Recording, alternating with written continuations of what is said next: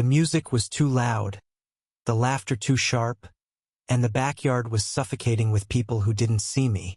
I stood in the corner of my own 17th birthday party, clutching a plastic cup of soda, watching my family celebrate without me. By midnight, my father's voice would cut through the noise, banishing me from my own home for who I was. San Francisco's summer breeze carried the scent of jasmine through the Mission District, where our small, pastel blue house buzzed with relatives and neighbors. Balloons bobbed above the folding tables, and string lights twinkled against the dusk. My mother, Ellen, darted between guests, her smile tight as she refilled chip bowls. My father, Greg, stood by the grill, his broad shoulders squared, joking with cousins I barely knew. They all acted like this was just another family gathering, but I felt the undercurrent, the whispers, the sideways glances. I'd come out to my parents 3 months ago, and the word gay had become a silent grenade in our house. I adjusted my hoodie, trying to blend into the fence line. My best friend, Lila, was the only one who noticed me. She weaved through the crowd, her purple-streaked hair catching the light, and handed me a slice of cake. "You okay, Oliver?" she asked, her voice low. Her hazel eyes searched mine, but I couldn't tell her how my chest ached, how I felt like a ghost in my own life. I just nodded, forcing a smile. "Oliver," my mother's voice sliced through the chatter. She stood by the patio, her floral dress pristine, beckoning me over. I hesitated, then crossed the lawn, feeling every pair of eyes on me. She pulled me close, her perfume overwhelming. "Smile for the pictures, honey. It's your day." But her grip was too tight, her words rehearsed. I posed for the camera, my grin as fake as the happy birthday banner flapping above us. The night unraveled faster than I expected. After the cake was cut, my father called everyone to the center of the yard. His voice boomed, commanding attention. "We're here to celebrate Oliver turning 17, he started, his eyes avoiding mine. "But there's something we need to address." My stomach dropped. The crowd quieted, and I felt Lila's hand brush mine, a fleeting anchor. "Oliver made a choice," he continued, his tone hardening.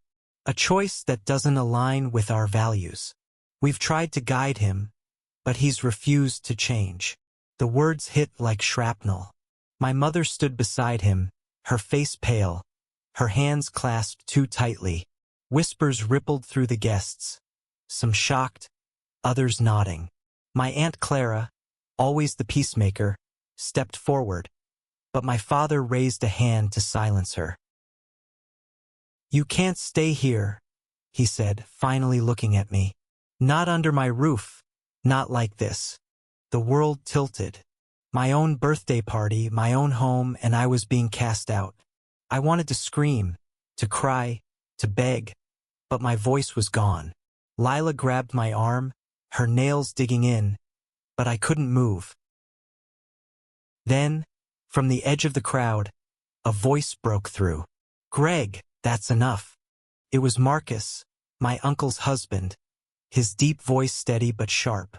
He stepped forward, his brown eyes blazing, his broad frame cutting through the tension. Marcus, who'd married my Uncle Leo 5 years ago, was the family's quiet strength, always watching, rarely speaking. Tonight he was a storm. "You don't get to do this," Marcus said, his gaze locked on my father. "Not to your own son. Not today." My father's jaw tightened, but Marcus didn't flinch. "Oliver's coming with me." He turned to me, his expression softening. "Grab your things, kid. You're not alone." I don't remember moving, but somehow, I was in my room, shoving clothes into a backpack. Lila helped, her hands shaking as she folded my favorite hoodie. Downstairs, voices clashed. Marcus and my father, my mother's sobs, my aunt's pleas. When I stepped outside, Marcus was waiting by his car, a beat-up green Subaru. He didn't say much, just opened the door and nodded toward the passenger seat. The drive to Marcus and Leo's apartment in the Castro was silent, the city lights blurring past. I stared at my hands, the weight of the night crushing me. Marcus finally spoke as we pulled into their street. "You're safe now, Oliver. We've got you." His voice was a lifeline, pulling me from the edge. Their apartment was small but warm, filled with mismatched furniture and framed photos of their travels. Leo was waiting, his wiry frame wrapped in a flannel shirt, his graying hair messy from running his hands through it. He hugged me without a word, and I broke, tears soaking his shoulder. For the first time that night, I felt seen. That night, I lay on their pull-out couch, staring at the ceiling. The city hummed outside, alive and indifferent. I'd lost my home, my family, but Marcus and Leo had opened their door without hesitation. I didn't know what came next, but for now I wasn't alone, and that was enough. The morning after my birthday, I woke to the smell of coffee and the soft clink of dishes. Sunlight streamed through the tall windows of Marcus and Leo's apartment, painting the hardwood floor in gold. I lay still, the pull-out couch creaking beneath me, my mind replaying the night before. My father's words, the crowd stares, Marcus's hand on my shoulder. I felt raw, like a wound left open to the air. Leo was in the kitchen, flipping pancakes with a focus that seemed almost meditative. He was older than Marcus, in his late 40s, with laugh lines etched deep around his eyes. "Morning, Oliver," he said, glancing over with a smile that didn't push too hard. "Hope you're hungry." I nodded, unsure how to navigate this new space, this new life. Marcus joined us, his hair still damp from a shower, wearing a faded Giants t-shirt. "Sleep okay?" he asked, pouring coffee into a mug with a rainbow flag on it. I mumbled something vague, my voice rusty. The truth was, I'd barely slept, my mind caught in a loop of shame and anger. But sitting at their small table, eating pancakes dusted with powdered sugar, I felt a flicker of warmth. It wasn't home, not yet, but it was something. After breakfast, Marcus sat me down. "We need to talk about what's next," he said, his tone gentle but firm. "You're welcome here as long as you need, but we've got to figure out school, your stuff, and your parents." The word parents stung, and I looked away, focusing on a photo of Marcus and Leo at a pride parade, their arms around each other, grinning. "I don't want to see them," I said, my voice barely above a whisper. Leo reached across the table, his hand resting near mine, not touching but close enough to feel. "You don't have to, not now," he said, "but we'll need to get your things from the house, and we'll need to talk to your school about your address." The thought of facing my parents again made my chest tighten. I pictured my mother's forced smile, my father's cold stare. "Can't you do it?" I asked, hating how small I sounded. Marcus exchanged a look with Leo, then nodded. "We'll handle it. But Oliver, you're stronger than you think. You'll get through this." That afternoon, Marcus drove me back to the Mission District. The house looked different in daylight, smaller somehow, its blue paint peeling at the edges. My parents weren't home. Marcus had called ahead to make sure. Inside, I moved like a thief, grabbing clothes, my laptop, my sketchbooks. Every creak of the floorboards made me flinch. In my room, I found a note from Lila taped to my desk. "You're enough. Call me." I tucked it into my pocket, a small piece of armor. Back at the apartment, Leo helped me unpack, asking about my sketches. I showed him a few, mostly cityscapes, jagged lines of buildings against stormy skies. "You've got talent," he said, his voice genuine. "Ever thought about art school?" I hadn't, not really. Art was just something I did to escape. But his words planted a seed. fragile but alive.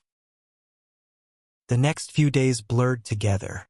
I stayed inside, avoiding the world, texting Lila when the silence got too heavy.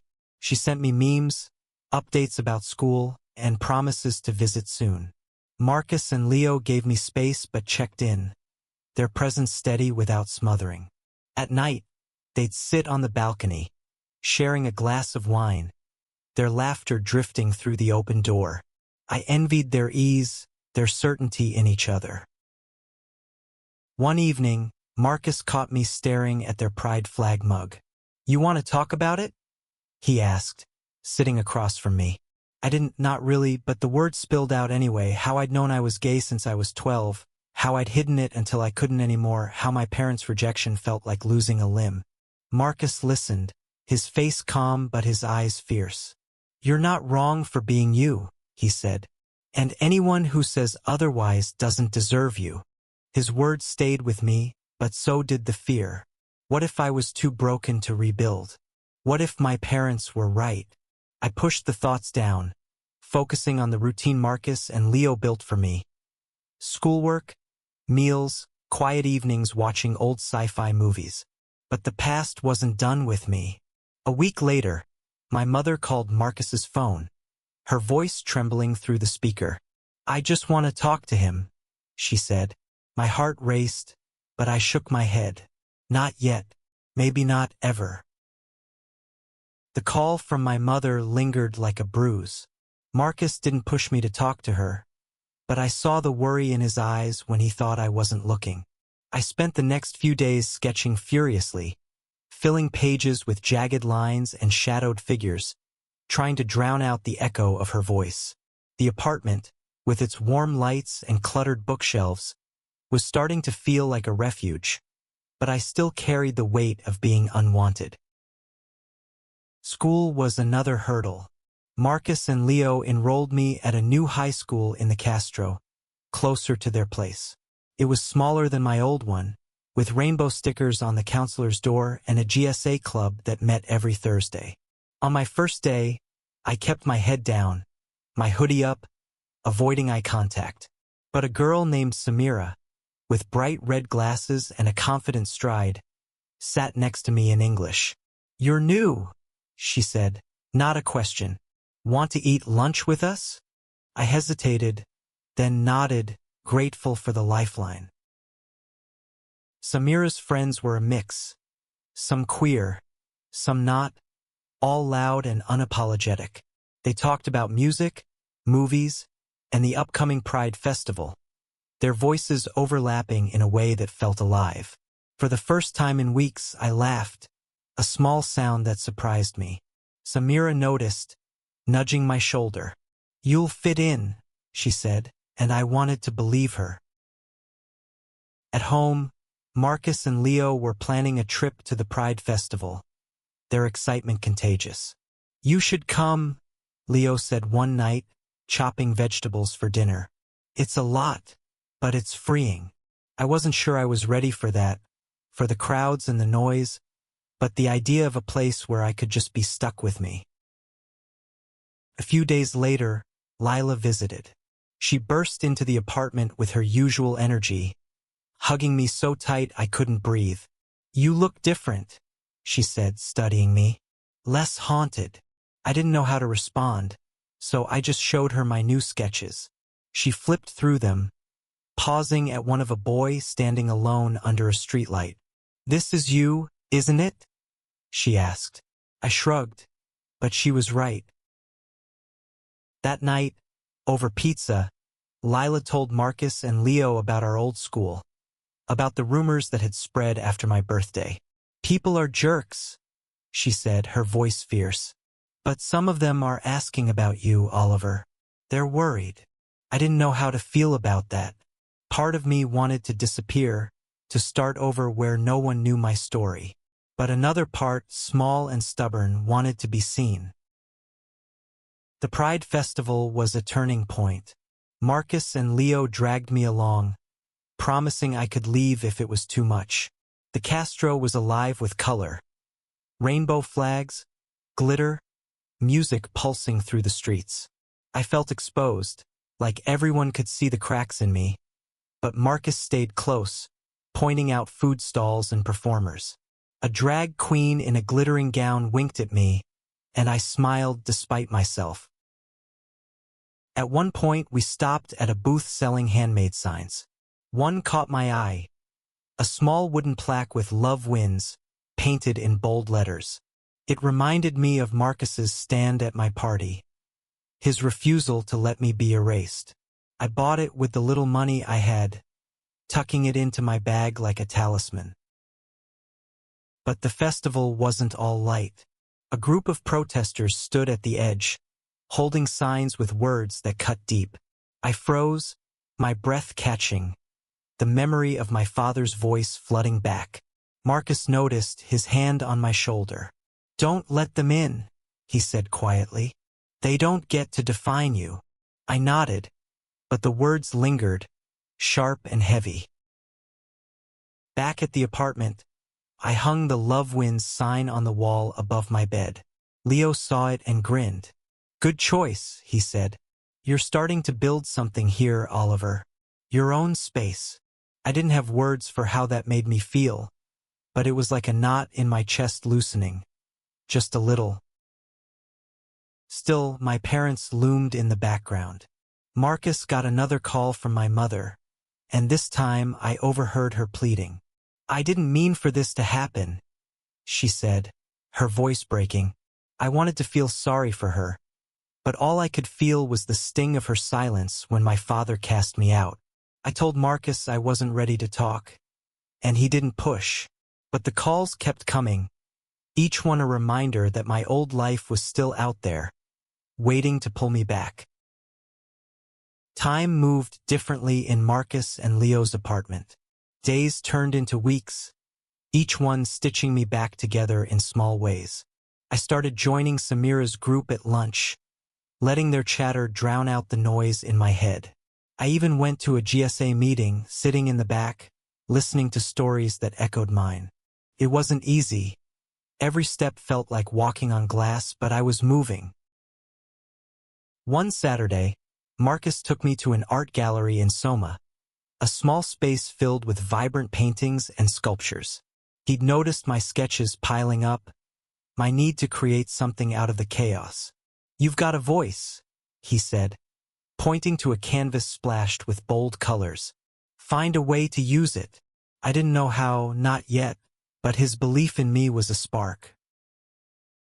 At school, I started drawing during free periods, filling my sketchbook with faces.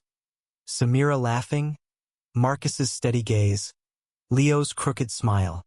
One day, Samira caught me sketching her and demanded to see. "Damn, Oliver," she said, grinning. "You're good. You should show these somewhere." The idea scared me, but it also lit something inside, a possibility I hadn't dared to imagine. My parents' calls became more frequent, and Marcus started relaying their messages. "Your mom wants to meet," he said one evening, his voice careful. "Just her, somewhere neutral. She says she's sorry." I didn't know what to feel. Anger, hope, or something tangled in between. I told him I'd think about it, but the thought of seeing her made my stomach churn. Lila kept me grounded. She visited every weekend, bringing stories from our old school and updates on her own life. Her crush on a girl in her chemistry class, her plans to dye her hair blue. One day, she dragged me to a coffee shop in the Mission, insisting I needed to get out. Over lattes, she told me she'd come out to her parents as bi. "They were chill," she said, stirring her drink. "I wish yours could be." Her words stung, but her hand on mine softened the blow. That night, I dreamed of my father's voice, his words from the party echoing in a dark, endless room. I woke up gasping, the "Love Wins" sign above my bed a faint outline in the dark.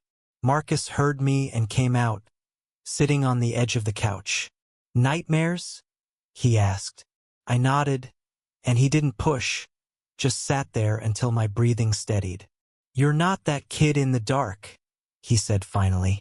"You're here, and you're enough. The next day, I agreed to meet my mother. Marcus arranged it at a park near the Embarcadero, a wide-open space where I wouldn't feel trapped. When I saw her, my heart twisted.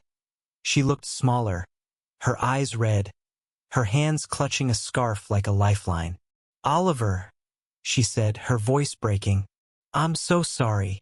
I wanted to believe her, but the memory of her silence at the party held me back. She talked for a long time, about her fear, her confusion, her love for me that she didn't know how to show. I listened, my arms crossed, my heart a battleground. "I didn't stand up for you," she admitted, tears streaming down her face. "I failed you." I didn't know what to say. Part of me wanted to hug her, to erase the distance, but another part couldn't forget the betrayal. I told her I needed time. She nodded, wiping her eyes, and promised to wait. As I walked away, Marcus was there, his presence steady as always. "You did good," he said, and I felt a weight lift, just enough to keep going. Back at the apartment, I started a new sketch. A boy standing in a park, his back to a woman reaching out, a city skyline in the distance. It was raw, unfinished, like me, but it was a start. The meeting with my mother left me unsteady, like I was walking a tightrope between who I was and who I might become. I threw myself into school, into my art, into the small world Marcus and Leo had built around me. Samira's group became my anchor, their laughter and debates a shield against the doubts that crept in at night. I started sharing my sketches with them, nervous at first, but their encouragement was a balm. One day, the GSA announced an art showcase for queer youth, a chance to display work at a community center. Samira pushed me to submit. "Your stuff's real," she said, her eyes bright. "People need to see it." I hesitated, but Marcus and Leo were all in, helping me pick pieces and frame them on a tight budget. The night of the showcase, I stood by my display, a series of sketches about identity, loss, and hope, my heart pounding as strangers studied my work. A woman named Elena, a local artist, stopped by my table. "These are powerful," she said, pointing to a sketch of a boy under a streetlight, his shadow stretching long. "You've got something to say." She gave me her card, suggesting I apply for a youth art program she ran. I tucked the card away, my chest tight with possibility. At home, Marcus and Leo celebrated like I'd won a prize. "This is just the start," Leo said, raising a glass of sparkling cider. I smiled, but the weight of my mother's apology still lingered. She'd called again, asking to meet, and I'd put her off. I wasn't ready to forgive, not when my father's silence loomed large. Then came the letter. It arrived in Marcus's mailbox, my name scrawled in my father's handwriting. I stared at it for hours before opening it. His words were stiff, formal, like he was writing a business email. He didn't apologize, not directly, but he said he was reconsidering his stance, that he wanted to talk. I didn't know what to feel, anger, hope, or just exhaustion. I showed it to Marcus, who read it slowly, his jaw tight. "This is a start," he said, "but it's not enough. You decide what happens next." I didn't respond to the letter, but it stirred something in me. I started a new series of sketches, darker this time, full of fractured lines and shadowed faces. One was of my father, his eyes averted, a wall between us. Drawing it hurt, but it also freed something, like lancing a wound. Lila noticed the change when she visited. "You're different," she said, sprawled on the couch with a bag of chips. "Stronger, maybe?" I laughed, but she was right. I was finding my voice, not just in my art, but in myself.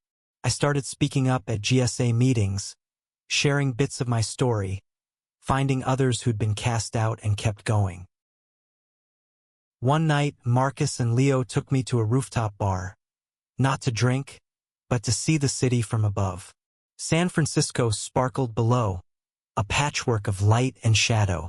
"This is your home now," Marcus said, his voice quiet. "Not just our place, but the city. It's big enough for you to be whoever you want." I looked out at the skyline, my heart full and aching, and knew he was right.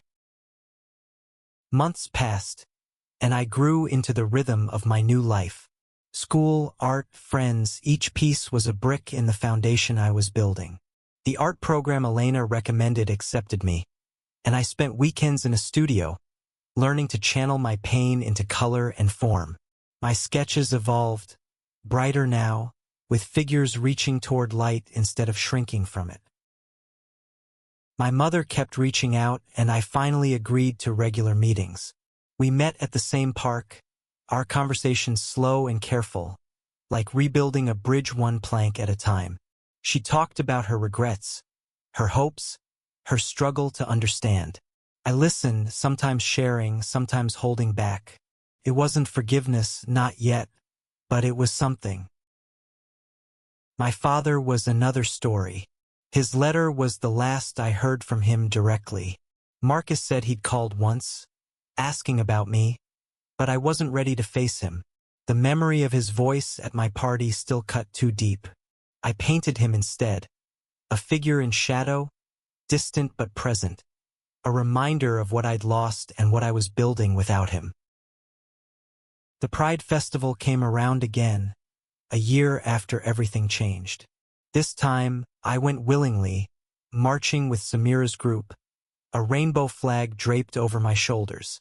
Marcus and Leo were there, cheering from the sidelines, their pride in me a tangible thing. I saw the Love Wins sign from last year, still hanging above my bed, and felt its truth in my bones. At the festival, I met a boy named Julian, with dark curls and a shy smile. We talked for hours, about art, about coming out, about the families we'd lost and found. It wasn't love, not yet, but it was a spark, a reminder that I could feel again, that I could want again. The night ended with fireworks over the bay, their colors bursting against the dark. I stood with Marcus, Leo, and Julian, my heart full. I wasn't whole, not yet, but I was enough. I'd been cast out, but I'd found a home, not just in Marcus and Leo's apartment, but in myself. And that was the greatest victory of all.